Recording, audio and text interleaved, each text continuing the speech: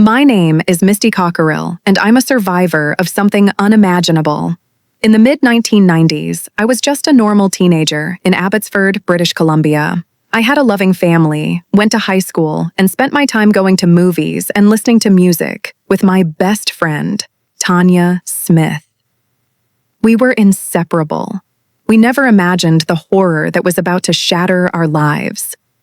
On the night of October 13th, 1995, those carefree days ended. It was a Friday night, and Tanya and I had been at a small house party earlier in the evening. We were both 16 years old. I was a few months younger than her. As the first party died down, we decided we weren't ready to go home yet. We heard about another gathering happening nearby, so we set off on foot to find it. It was past midnight as we walked along a quiet residential street.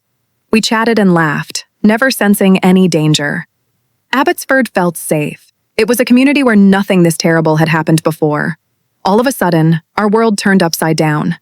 Out of nowhere, a man burst through a hedge lining the sidewalk, blocking our path. I saw a glint of something in his hand. It was a baseball bat.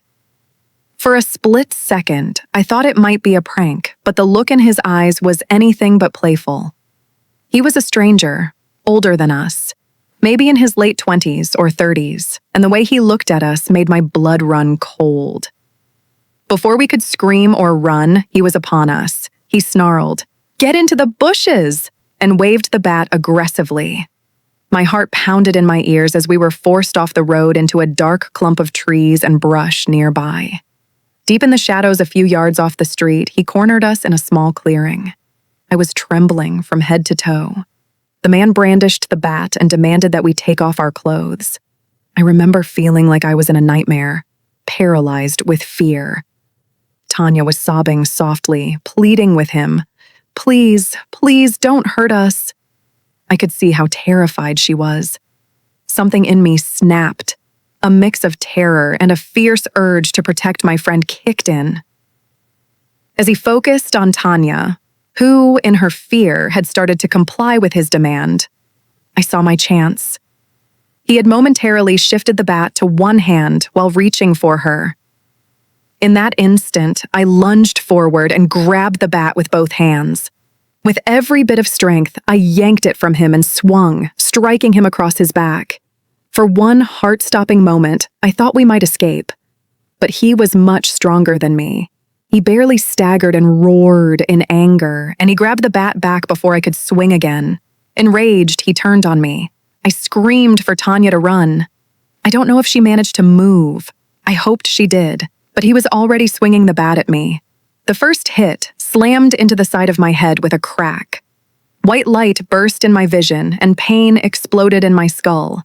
I collapsed to the ground, and he kept hitting me mercilessly. The last thing I recall was the faint shape of Tanya on the ground a few feet away and the feeling of my own life slipping away as everything went black. Against all odds, I didn't die. When I regained consciousness, it was still dark and eerily silent. I lay among cold bushes and dirt. At first, I was disoriented, my mind struggling to process where I was. Then it all came back in a rush. The attack, the man with the bat, Tanya. My head throbbed with overwhelming pain. I reached up and felt something warm and sticky matting my hair. Later, I learned my skull was fractured. I called out as loud as my weak voice allowed, "Tanya! Tanya!" But there was no response. Just silence. She was gone. And I was utterly alone. It was almost dawn by the time I managed to pull myself up and stumble toward the sound of traffic and lights in the distance. Each step was agony. I was dizzy, barefoot, and covered in blood. I must have looked like a ghost, wandering out of the bushes. By sheer luck, the lights I headed toward belonged to the emergency entrance of MSA General Hospital, not far from where we'd been attacked. I remember the automatic doors opening and a shocked gasp from a staff member as I staggered in. Nurses and doctors rushed toward me, and finally, I felt safe. I let myself collapse, and everything faded out again. The next time I woke, I was in a hospital bed. My parents were by my side, their faces streaked with relief and worry. A doctor gently explained that I had suffered a skull fracture, a broken arm, and severe bruising on my brain. Emergency surgery had saved my life. I was incredibly lucky to be alive. But as groggy as I was, my thoughts immediately went to my best friend. In a cracked whisper, I asked, "Where's Tanya? Is she okay?" My mother's face crumpled, and my father had tears in his eyes. A police officer in the room answered softly, telling me what I already somehow knew in my heart. Tanya was dead. I learned that earlier that morning, not long after I stumbled into the hospital. Tanya's body had been found in the nearby Vetter River. She had been brutally beaten and sexually assaulted. That man left her in the water, unconscious or too injured to move, and she drowned in that shallow river. The cruelty of it shattered me. Hearing how my best friend died, knowing I couldn't save her, is a pain I can't fully describe. I felt guilt, anger, and overwhelming sadness all at once. I remember just sobbing until I had no strength left. Why her and not me? We had been two carefree teenage girls out for some fun, and now one of us was gone forever. The weeks that followed were filled with physical recovery and intense grief. I underwent several surgeries and spent a long time in the hospital. Every inch of my body hurt, but the emotional pain was far worse. Tanya and I had been together practically every day, and suddenly she was just gone. Our families clung to each other for support.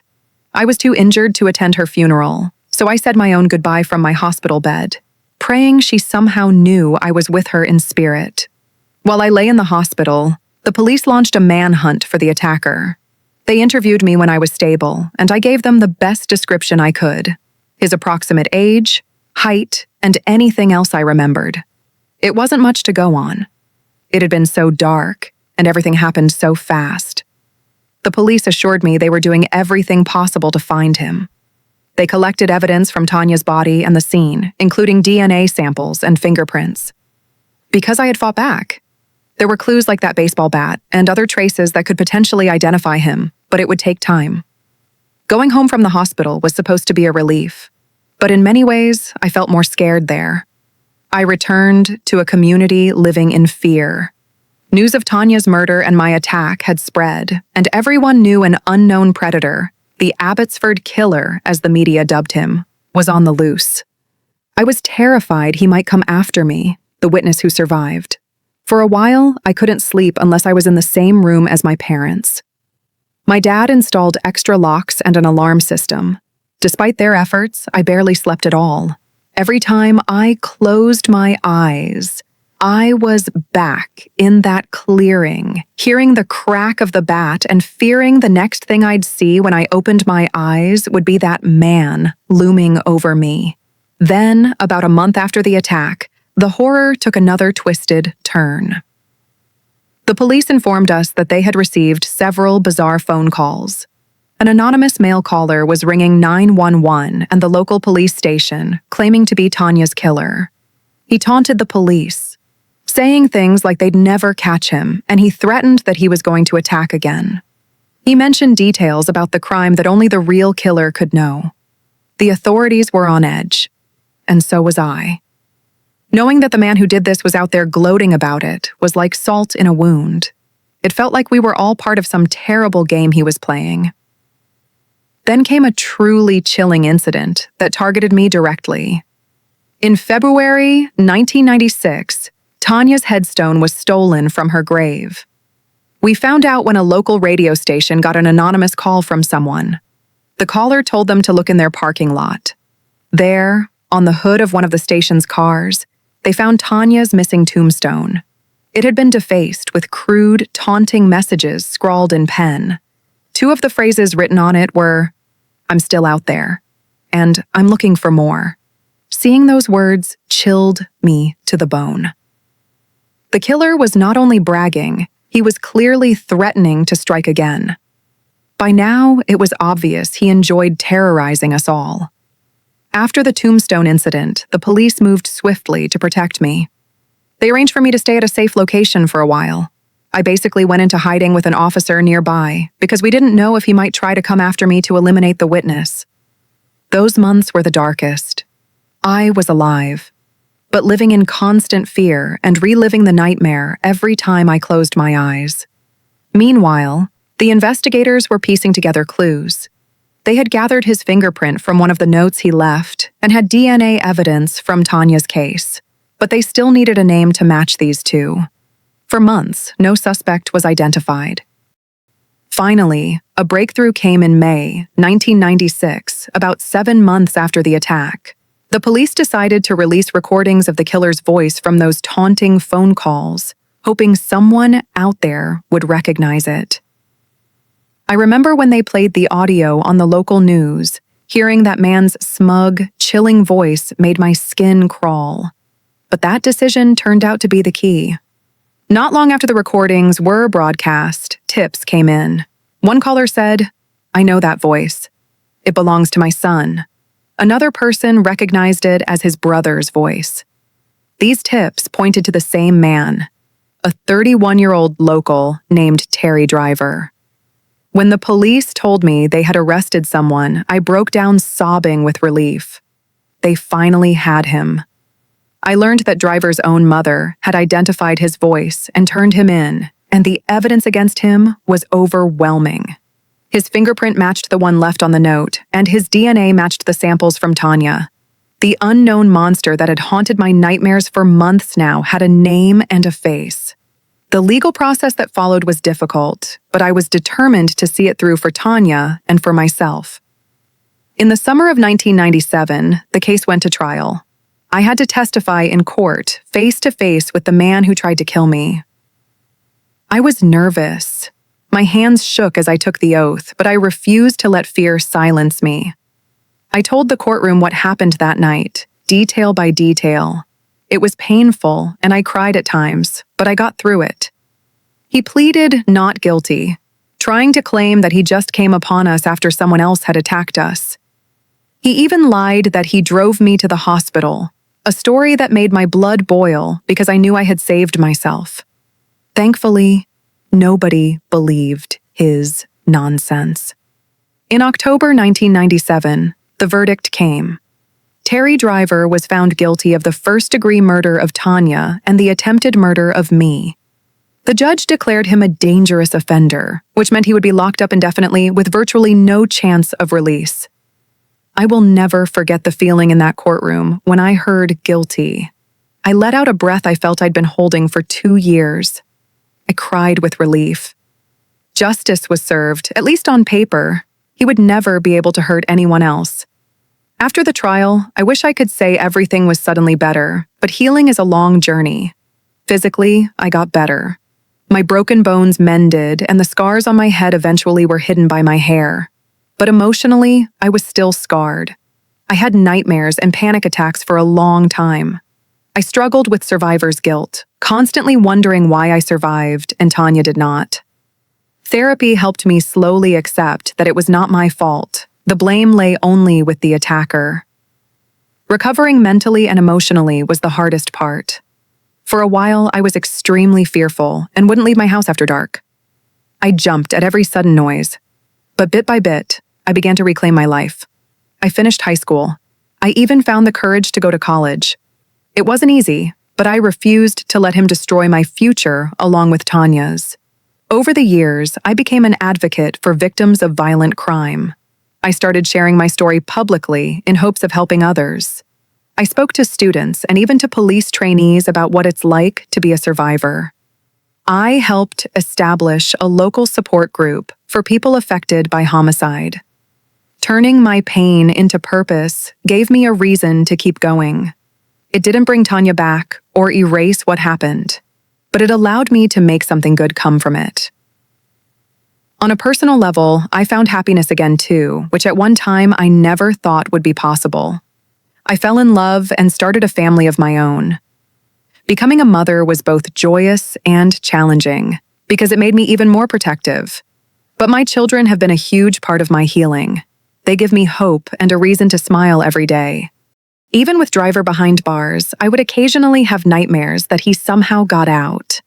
I went through a few parole hearings decades later to make sure my voice was heard so he stayed in prison. Each time, thankfully, he was denied release. In 2021, I received news that truly closed this chapter of fear in my life. Terry Driver had died in prison of natural causes.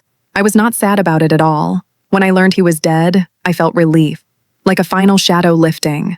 I knew he could never hurt anyone, ever again. Now, nearly 3 decades after that awful night, I consider myself not just a survivor, but someone who has reclaimed her life. I will always carry the memory of what happened, and of Tanya. Not a day goes by that I don't think of her smile and the friendship we shared. She should have grown up and lived a full, happy life. I try to live my life in a way that honors her, cherishing it because I know how precious it is and how suddenly it can be taken away. It's not easy to relive these memories, but I tell my story to keep Tanya's memory alive and to show that evil did not win. I survived and turned that tragedy into purpose. I survived the Abbotsford killer, and I will continue to share my story for Tanya and for all the others who no longer have a voice.